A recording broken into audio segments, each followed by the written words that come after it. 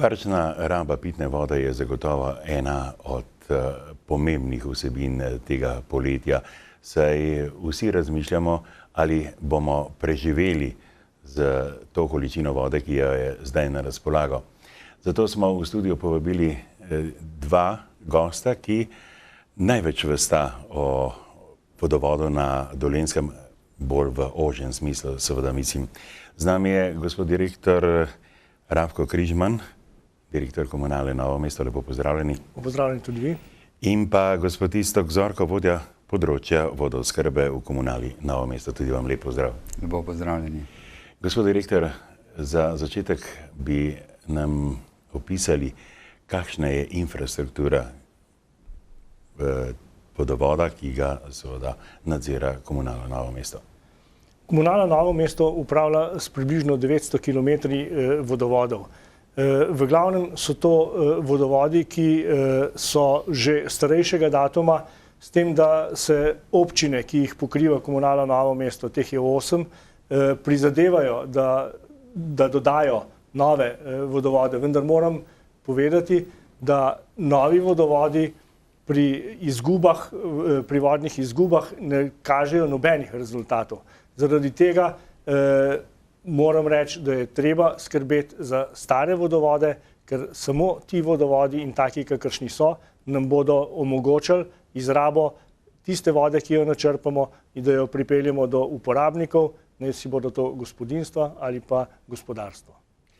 No, za tako obširno vodovodno omrežje, kot ga ima vaše podjetje oziroma kot ga oskrbuje vaše podjetje, je zagotovo pomembna obnova vodovoda. Zakaj? Ker govorimo lahko tudi o izgubah med črpanjem vode iz vira in do konca oziroma do uporabnika.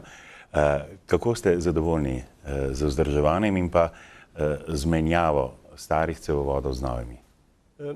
Kolega bo zagotovo povedal, da imamo v letu kar veliko število okvar na teh starih vodovodih in zaradi teh okvar seveda prihaja do vodnih izgub. Vodne izgube na področju naše komunale so, bom rekel, v povprečju s slovenskim povprečjem dobre oziroma nizke. Kljub temu pa si prizadevamo, da bi to stvar spravili še na nižjo raven. Na področju mestne občine Novo mesto so te izgube še nižje kot na kompletnem področju in menim, da z obnovami, ki se načrtujejo in ki bodo v bližnji prihodnosti verjetno tudi izpeljane, bomo prišli do boljših rezultatov. Žal pa majhne lokalne skupnosti z majhnimi proračuni ne morejo slediti potrebam, ki jih narekuje čas in pa to, kar si mi sami želimo. Zato se pač poslužujejo javnih razpisov tako države kot Evropske unije in s temi sredstvi nekako napravijo in pokrpajo te svoje sisteme. Vendar na vsak način imamo na komunali še veliko odprtih projektov, ki jih želimo dokončati in jih spraviti v tok, tako da bo voda, kot smo že prej rekli, prišla z majhnimi izgubami od črpanja do tistega, ki jo bo uporabljal. Dovolim si še eno vprašanje. Ali je možno v nekem doglednem času ali v prihodnosti, da bi bila, tako kot ste dejali, da je predvsem pri občinah z manjšim proračunom težava pri obnovi vodovoda, da bi bila recimo Komunala Novo mesto, torej vaše podjetje, lider v vodstvu, da bi na celotnem vašem vodovodnem področju se združili in pridobili največ evropskih sredstev za hitrejšo obnovo? No, na področju Komunale Novo mesto ta trenutek tečeta dva projekta, ki, bom rekel, bosta poskrbela za to, da bomo prišli do boljše, bolj varne in bolj varčne uporabe vode. To sta projekt hidravličnih izboljšav Dolenjske, ki pokriva področje 5 občin, in pa tako imenovani suhokrajinski vodovod, ki pokriva področje ostalih 3 občin. Ti projekti so za celotno regijo zelo pomembni. Žal pa se stvari že zelo dolgo vrtijo na relaciji ministrstvo, komunala in občine. Prepričani smo, da bomo do tega projekta prišli, namreč v papirnati fazi smo v zaključnem delu in menimo, da bomo v letošnjem letu dobili soglasje za iskanje izvajalcev, s tem pa tudi, da se projekt dejansko začne. Ker če želimo, ga moramo končati v shemi do leta 2015 in to je dejansko zadnji čas, da s projektom začnemo. Lahko morda samo nakažete, koliko bi ali bo ta projekt stal, koliko je to v denarni vrednosti? Projekt hidravličnih izboljšav je vreden 18 milijonov evrov. Od tega več kot polovico sredstev prispeva Evropska unija, delež država in seveda občine. Občine so zelo zainteresirane in zato v samih občinah ni problem prispevati njihova sredstva, ki so seveda vezana na procente njihove uporabe tega projekta. Žal pa prihajamo do problemov, ko verjetno država nima teh svojih sredstev, vendar menim, da bi s tem, da se nam projekt odobri in da pride do izvedbe le-tega, dejansko dobimo vsi. Dobi gospodarstvo, dobi država, dobijo občine, dobimo prebivalci. In to je verjetno najbolj pomembno od vsega. Gospod Zorko, vi nadzorujete vodooskrbo v vseh teh, če se ne motim, gospod direktor, 8 občinah. Kako ste vi iz tega tehničnega vidika zadovoljni? Kaj je v bistvu vaša naloga neposredna pri vsem tem nadzoru nad oskrbo z vodo in kakšen je napredek? No, naloga vodooskrbe je v končni fazi, da priteče zdrava pitna voda do vsakega gospodinjstva oziroma na vsako pipo. In kot je že direktor na začetku povedal, upravljamo 900 km vodovoda. Če upoštevamo, da je amortizacija, da je življenjska doba med 40 in 50 leti, bi nekje pričakovali, da se v istem procentu tudi ta vodovod obnovi. Se pravi, od teh 900 km bi bilo nekje normalno ali pa dobro, da bi se obnovilo svojih 30 km vodovoda. Seveda do teh dolžin ne prihajamo.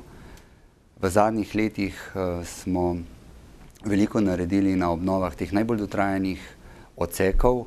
Za nas je uspeh, če obnovimo 10 do 15 km vodovodov, govorim o celotnem področju na vseh 8 občinah in seveda rezultati se kažejo tudi v izgubah. Izgube se manjšajo in razlika med celotno načrpano količino vodo in pa prodano vodo se niža. Koliko vodnih virov pa imate sploh na razpolago? Mi upravljamo z 18 vodnimi viri, s katerimi upravljamo komunala Novo mesto. Dodatno še je vodni vir v občini Grosuplje oziroma s katerim upravlja komunalno podjetje Grosuplje in zagotavlja vodo večini občine Žužemberk. Od teh 18, s katerimi upravljamo mi, pa so dva največja, ki zagotavljata praktično 75% oziroma 3/4 celotne načrpane vode. To je vodni vir Jezero v občini Šmarješke Toplice, ki zagotavlja vodo v večji ali manjši meri za področje 7 občin, in pa vodni vir Stopiče na izviru težke vode, ki pa zagotavlja svojih 25%, ampak v celoti je ta voda porabljena na področju mestne občine Novo mesto. Tu gre za približno 60 tisoč ljudi, če se ne motim. Celotno področje zagotavljamo vodo za približno 60 tisoč prebivalcev. Nasplošno, kako ste zadovoljni s kakovostjo? Kakovostjo vode? Seveda. Na celotnem dolenjskem področju se lahko pohvalimo, da imamo relativno zelo kakovostno vodo. Vsi vodni viri so kemijsko čisti, se pravi, niso kemično onesnaženi, s čimer se že srečujejo na področjih, kjer črpajo tipično podtalnico. Prekmurje se v veliki meri ukvarja s problematiko, tako da pri nas je manjši problem, ali pa lahko rečem, da niti ni problem, je manjše mikrobiološke onesnaženosti, ki pa z vidika... Govoriva, jaz se upravičujem, o prisotnosti pesticidov in podobnega? Tega pri nas ni. Ni. Je pa Prekmurje zagotovo problematično. Pesticidov, nitratov, težkih kovin v naši vodi ni. Seveda, ljudje največ opazijo tisto, kar se vidi, pa le ni tako nevarno. Po vsakem večjem dežju se mi srečujemo z pojavom povečane motnosti, kar opazijo vsi uporabniki kot obarvano vodo, ampak se stališča zdravstva ni problematična. Gospoda, predlagam, da gremo na letošnje pa še kakšno poletje, ki smo ga preživeli in ko pravzaprav po celem svetu, pa tudi v naši državi, pa tudi na Dolenjskem zagotovo, lahko govorimo o zmanjšanih virih vode in seveda povečani samokontroli vsakega porabnika pri uporabi vode. Kaj se v tem vodovodnem sistemu, ki ga pokriva vaše podjetje, dogaja letos, gospod direktor? No, seveda, vsak od nas opazi, da dejansko živimo v sušnem obdobju. To, kar opazimo sami, nam povejo tudi podatki, ki jih pridobivamo od raznih agencij. In recimo Agencija Republike Slovenije za okolje nam je posredovala podatke o 10-letnih povprečnih padavinah na kvadratni meter na področju Dolenjske. In ti podatki kažejo, da imamo v letu 2011 in 2012 30% manj povprečnih padavin, kot je 10-letno povprečje. Že to nam pove, da je obdobje sušno, po drugi strani pa se soočamo tudi s rezultati podtalnice in pa seveda z rezultati izdatnosti naših virov pitne vode. Ti nam kažejo na to, da je vode manj. In zaradi tega, ker je vode manj, seveda komunala, kot bom rekel, tisti, ki to vodo črpa in jo distribuira do svojih porabnikov, opozarjamo na to, da je treba s pitno vodo ravnati varčno. Zato smo na področju komunale Novo mesto v mesecu juniju izdali obvestilo o varčni uporabi pitne vode, ki zajema to, da ne zalivamo tistih stvari, ki jih ni potrebno zalivati, ne peremo avtomobilov, polnimo bazene, oziroma da vodo uporabljamo zares za tiste življenjske potrebe, ki jih prebivalci imamo. Žal ugotavljamo, da nam prvo obvestilo ni dalo rezultatov, ki smo jih želeli in ki smo jih pričakovali. Pitne vode smo v mesecu juliju porabili še več kot prej in zato smo to obvestilo ponovili in ga ponavljam tudi zdaj. Ravnajmo z vodo varčno, kajti voda je dobrina, ki jo v življenju zelo potrebujemo. Gospod Zorko, torej opozorila so zagotovo resna. Čas, v katerem živimo in vreme nas pravzaprav sili k temu resnemu razmisleku. Gre za verjetno dve komponenti, usihanje vodnih virov in pa pomanjkanje padavin. Sigurno. Se pravi, že ti podatki kažejo, da je bilo v letošnjem letu, oziroma v lanskem letu 2011 bistveno manj, skoraj 30% manj padavin od nekega povprečja 10-letnega. Se pravi, padavin je manj. Po drugi strani pa ugotavljamo, da se poraba ne zvišuje. Pregled 12-letnega obdobja med načrpano in prodano vodo kaže, da prodana voda ostaja praktično na istem nivoju, lahko bi rekli celo, da je majhen trend upadanja. Zakaj menite, da je ta trend upadanja? To obnova cevovoda manjša izgube na poti ali kaj drugega? Mislim, da je vse nekoliko zavest pri ljudeh, mogoče sama situacija, ne glede na, če govorimo o vrednosti položnice, vsaka položnica je visoka. Ljudje se nekoliko drugače obnašajo do pitne vode, kot so se pred 10 leti. Če pa se vrnem na sam problem, se pravi, ni problem v višji porabi. Poraba je praktično enaka oziroma trend upadanja. Črpamo jo tudi bistveno manj, kot smo jo pred 12 leti. Na račun manjših izgub črpamo na letnem nivoju približno 500 tisoč kubikov manj vode iz teh 18 vodnih virov. Se pravi, da je problem v izdatnosti vodnih virov oziroma v stanju podtalnice, v stanju podzemeljskih voda. V lanskem letu smo imeli velike težave v občini Dolenjske Toplice, kjer je izdatnost njihovega glavnega vodnega vira, ki je obratoval neprestano za 13 ml sekunde, na koncu prišla na 2 litra na sekundo. To je bil alarm za nas. Zadevo smo reševali z rezervnim vodnim virom. V letošnjem letu smo pa podobno zadevo ugotovili v Pogorju Gorjanc. Tam imamo 3 vodne vire, 2 od teh vodnih virov pri teh 2 vodnih virih se je izdatno zmanjšala za polovico. Seveda, kar je dodatno obremenilo ostale vodne vire, predvsem jezero, ki zagotavlja preostanek vode oziroma primanjkljaj vode v občini Šentjernej, in dodatno obremenitev že tako obremenjenega vodnega vira, ki praktično obratuje na robu, je celotno vodooskrbo pripeljala na nek rob. Ali mogoče tako razmišljanje oziroma taka statistika, ne gre za razmišljanje, gre pravzaprav za dejstva, silijo vaše podjetje k nadaljnjim geološkim raziskavam po novih, morda celo večjih virih? So te možnosti? Seveda, Komunala Novo mesto pristopa k temu problemu, bom rekel, strokovno. Namreč mi ugotavljamo, da tudi ti viri, ki jih ta trenutek imamo, lahko presahnejo oziroma da se bistveno znižajo. V tem primeru dejansko ne bomo mogli zagotavljati pitne vode niti prebivalcem, niti industriji. Zato smo skupaj s Hidrogeološkim zavodom že upravili določene preglede možnih novih virov.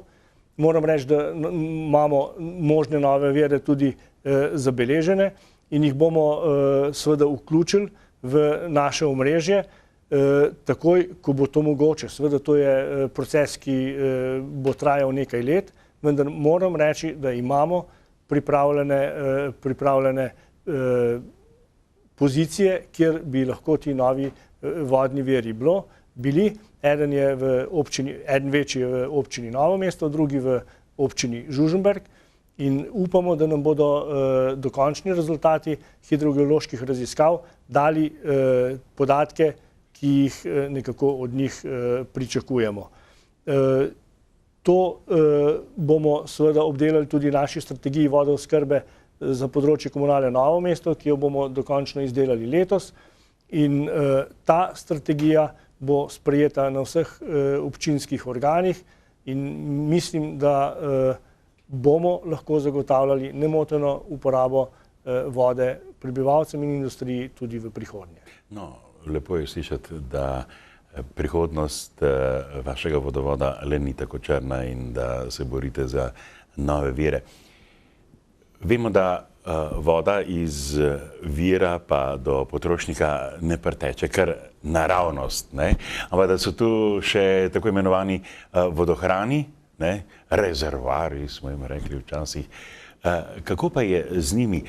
Ali bi morali biti v taki, pravzaprav, koliko časa lahko Novo mesto kot metropolo Dolenjske oskrbite v primeru pomanjkanja vode?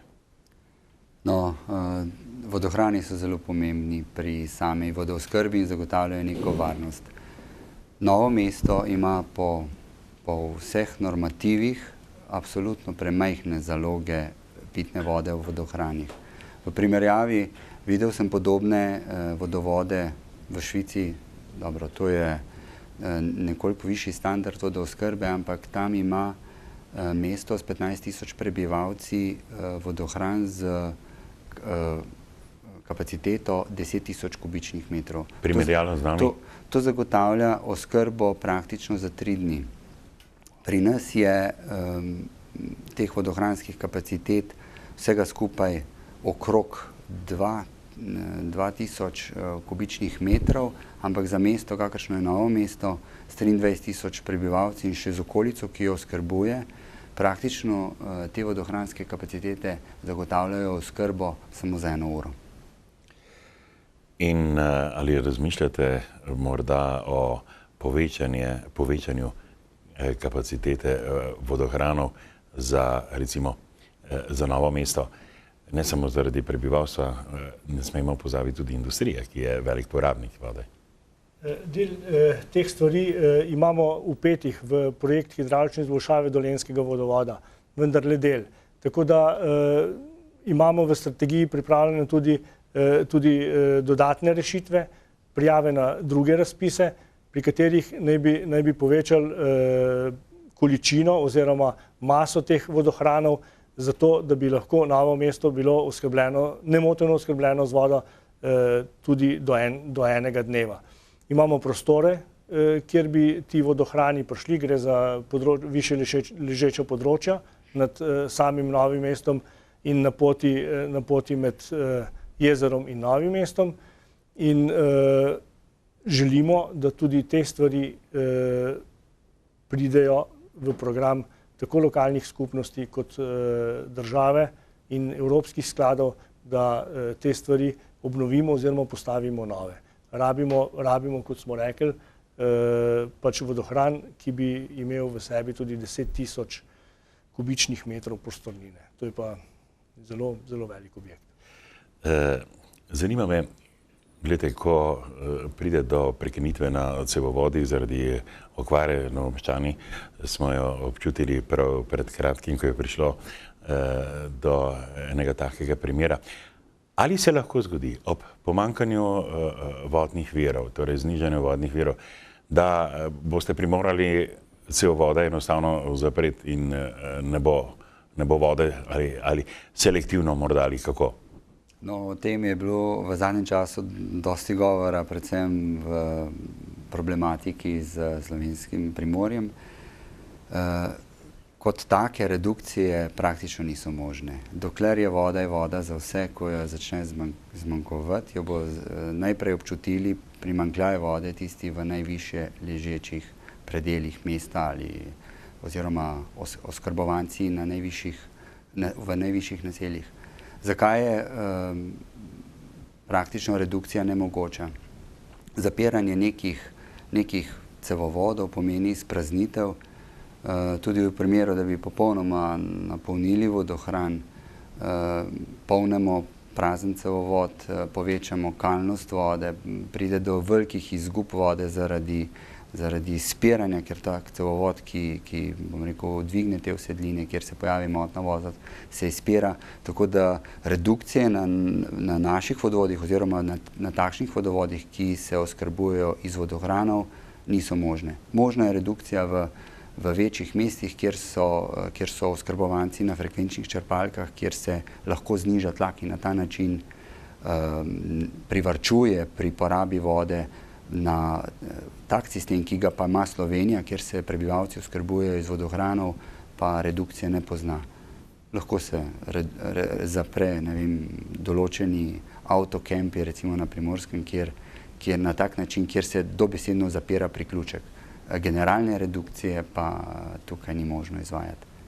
Seveda, s tem, kar ste dejali, ne dajemo potuhe tistim, ki jih skoraj da ne moremo prepričati, da zdaj pranje avtomobila doma, polnjenje bazenov in zalivanje trat pravzaprav ne gre, ne?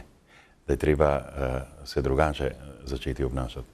Dejansko, tako kot z zdravjem, pravimo, da ga znamo ceniti takrat, ko ga nimamo. Ravno tako se lahko nam zgodi z vodo.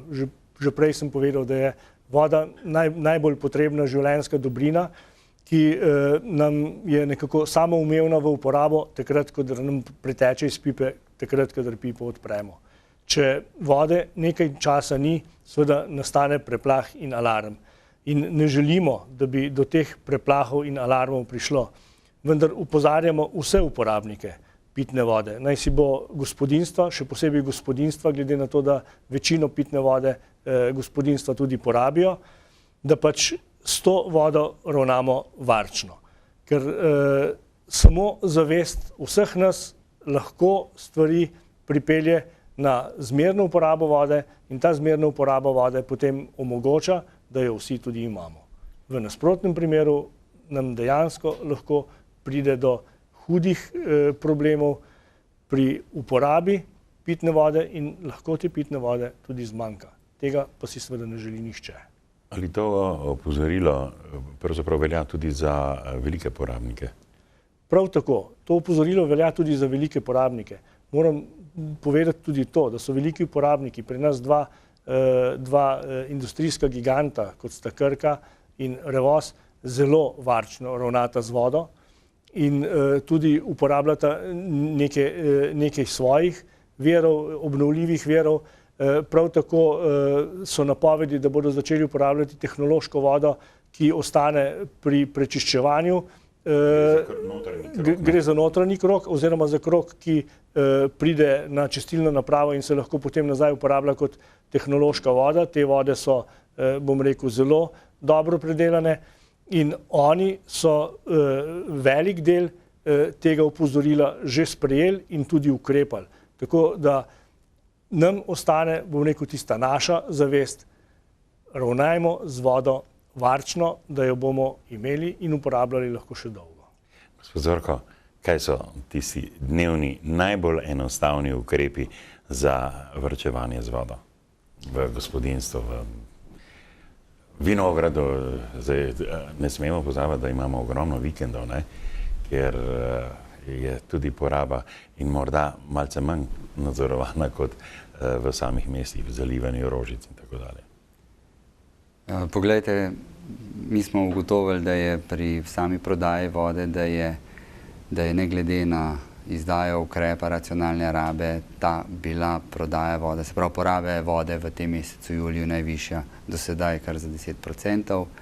Se pravi, da porabo vode je v največji meri odvisna od vremenskih razmer. Se pravi, visoke temperature avtomatsko pomenijo višjo porabo. Tukaj lahko sami pri sebi opazimo, da že pri nalivanju kozarca za vodo pustimo, da voda odteče, da priteče kolikor toliko hladna voda, najbrž se v poletnem času bistveno večkrat tuširamo in vse skupaj, ne glede na to, da se bazeni ne polnejo, da se vrtovi ne zalivajo, pomeni to bistveno višjo porabo, ki očitno pri vsakem gospodinjstvu preseže teh 10%.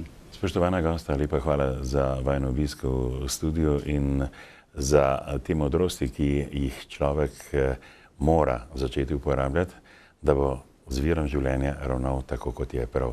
Vam pa, cenjene gledalke in gledalci, hvala, če ste bili z nami in seveda varčujemo z vodo in želimo vam prijetno spremljanje programa Vaš kanal še naprej.